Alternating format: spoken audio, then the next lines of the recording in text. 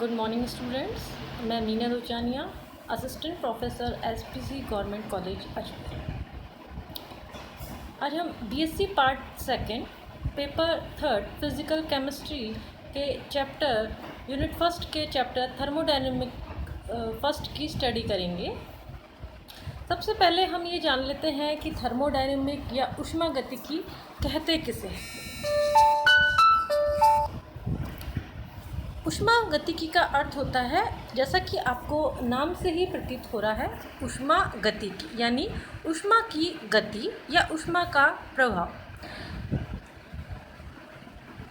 विज्ञान की वह शाखा को ऊष्मागतिकी या थर्मोडायनेमिक कहते हैं जिसमें किसी भौतिक, फिजिकल या रासायनिक केमिकल परिवर्तन के दौरान हुए ऊष्मीय ऊर्जा, हीट एनर्जी तथा ऊर्जा के अन्य रूप आंतरिक ऊर्जा, रासायनिक ऊर्जा और यांत्रिक ऊर्जा एक्सेट्रा में संबंध का अध्ययन होता है। उसे हम कहते हैं थर्मोडायनेमिक या ऊष्मा की गति।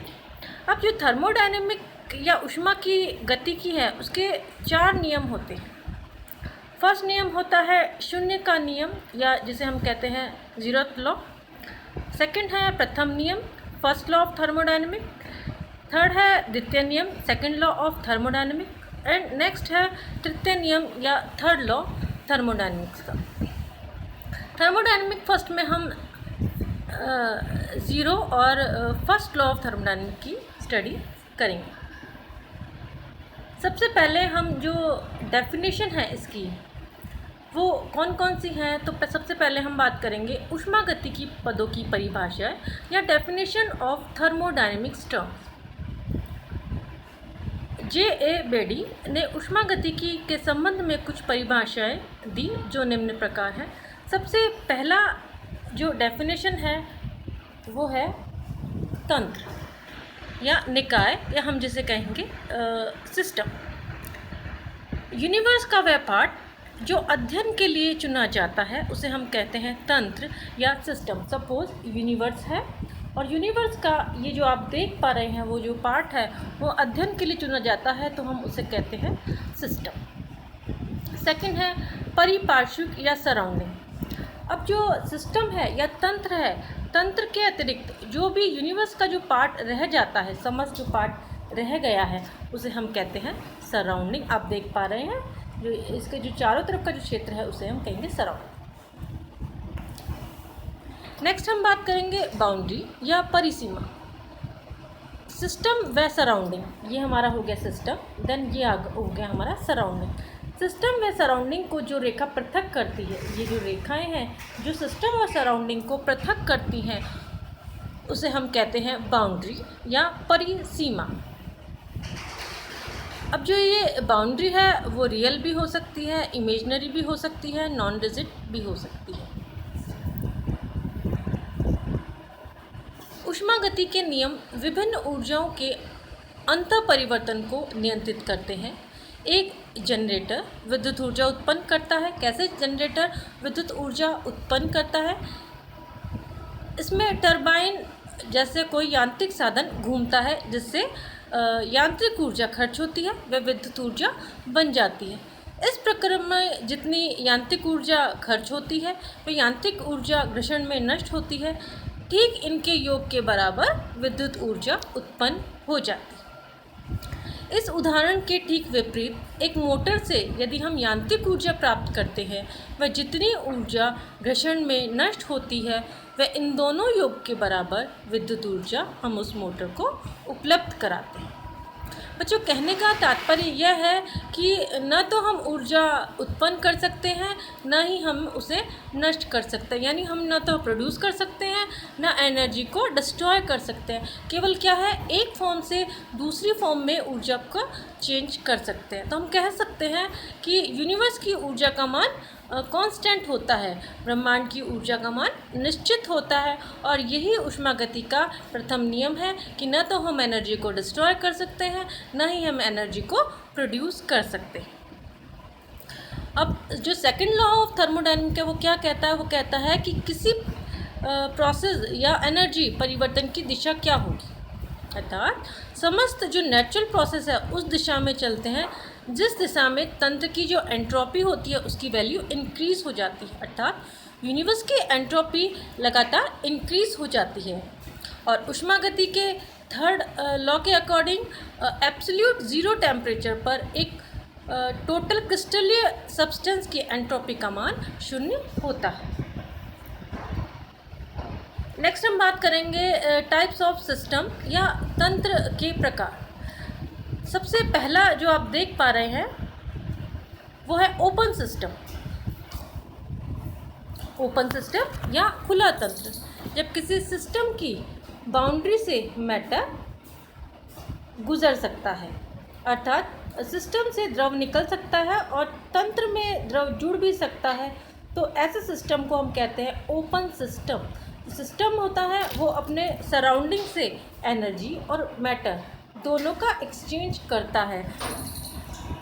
एग्जाम्पल, एक खुले बीकर में रखा गर्म जल आप लोग देख पा रहे हैं। जब भी हम कभी हॉट वाटर लेते हैं तो उसमें क्या होता है कि एनर्जी का भी एक्सचेंज होता है और मैटर का भी एक्सचेंज होता है। तो ऐसे जो सिस्टम होते हैं उसे हम कहते हैं ओपन सिस्टम। नेक्स्ट बच्चों हम बात करेंगे क्लोज सिस्टम। क्लोज सिस्टम ऐसा सिस्टम जिसमें बाउंड्री से मैटर न गुजर सके। ऐसी स्थिति में न तो सिस्टम से मैटर लिया जा सकता है और न ही वो बाहर निकल सकता है। ऐसे सिस्टम को हम कहते हैं क्लोज सिस्टम या बंद तंत्र। केवल क्या होता है, एनर्जी का एक्सचेंज हो सकता है। फॉर एग्जांपल, एक ढके हुए बीकर में गर्म जल। यहाँ आप देख पा रहे हैं, यदि हम कोई गर्म जल लें और उसे हम कवर कर दें, ढक दें हम लोग, तो उसमें क्या होगा, ना तो हम उससे मैटर या द्रव हम बाहर निकाल सकते हैं और ना ही हम उसमें ऐड कर सकते हैं। केवल क्या होगा, एनर्जी का ही एक्सचेंज होता है। नेक्स्ट हम बात करते हैं आइसोलेटेड सिस्टम या विलगित तंत्र। ऐसा सिस्टम जो अपने सराउंडिंग से न तो एनर्जी और ना ही मैटर का एक्सचेंज करता है, उसे हम कहते हैं आइसोलेटेड सिस्टम या विलगित तंत्र। फॉर एग्जांपल, थर्मस फ्लास्क में गर्म जल। आप लोगों ने सभी देखा, अपने घरों में देखा होगा बच्चों कि हम कभी भी जब बोलते हैं कि ठंडा पानी ठंडा ही रहना चाहिए या गर्म पानी गर्म ही रहना चाहिए, तो हम क्या होता है,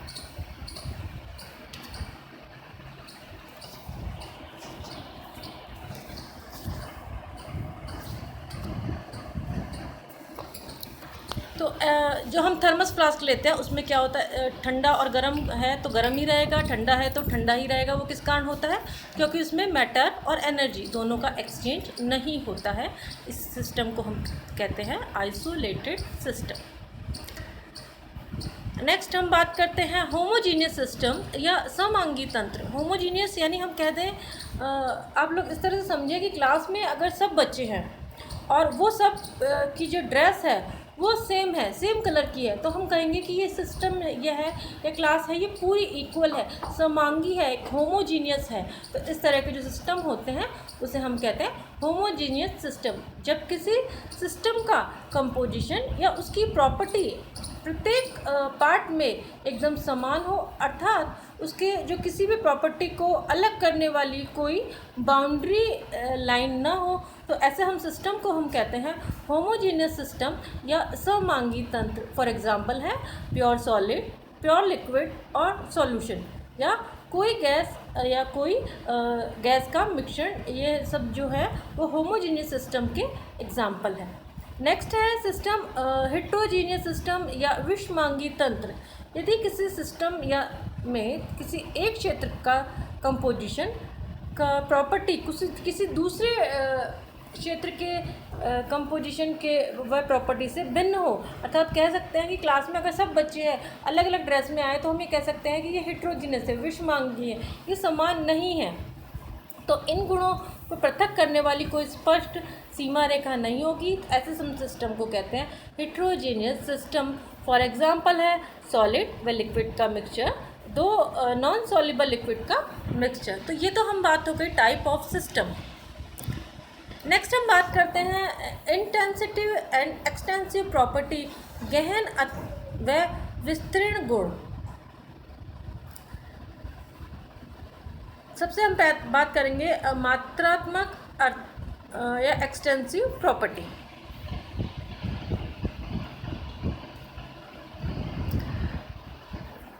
जैसा कि आप लोग नाम से ही प्रतीत हो रहा है, एक्सटेंसिव या मात्रात्मक प्रकृति की वे प्रॉपर्टी जो सिस्टम की में उपस्थित सब्सटेंस के मात्रा पर डिपेंड करती है, क्वांटिटी पर डिपेंड करती है, उसे हम कहते हैं एक्सटेंसिव प्रॉपर्टी या मात्रात्मक प्रॉपर्टी। फॉर एग्जांपल लेते हैं मास का volume, heat capacity, internal energy, entropy, Gibbs free energy etcetera. जो ये सब जो क्वांटिटी है वो क्या होता है कि मात्रा पर डिपेंड करती हैं। नेक्स्ट हम लेते हैं इंटेंसिव प्रॉपर्टी या विशिष्ट या गहन गुण की वे प्रॉपर्टी जो सब्सटेंस की नेचर पर डिपेंड नहीं करती हैं, उसकी क्वांटिटी पर डिपेंड नहीं करती है। फॉर एग्जांपल है टेम्परेचर। टेम्परेचर अगर हम करें तो प्रेशर है, कंसंट्रेशन है, डाइपोल मोमेंट है, बॉइलिंग पॉइंट है। तो ये जो है जो वो क्वांटिटी पर डिपेंड नहीं करती हैं, इन्हें हम कहते हैं इंटेंसिटिव प्रॉपर्टी। तो बच्चों ये तो आज हमने जो थर्मोडायनेमिक फर्स्ट में स्टडी करी है कि टाइप्स ऑफ सिस्टम क्या होते हैं, उसकी सिस्टम क्या है, सराउंडिंग क्या है, इनकी आज हमने स्टडी की। नेक्स्ट क्लास में हम लोग स्टडी करेंगे कि कॉन्सेप्ट पाथ फंक्शन क्या होता है और उसके स्टेट फंक्शंस क्या होते हैं, प्रोसेस क्या होते हैं, थर्मोडायनेमिक के प्रोसेस क्या होते हैं, हीट क्या होते हैं, वर्क क्या होते हैं, इन सब की स्टडी हम लोग नेक्स्ट क्लास में करेंगे। Thank you. आ जाओ भाई, अंदर आ जाओ।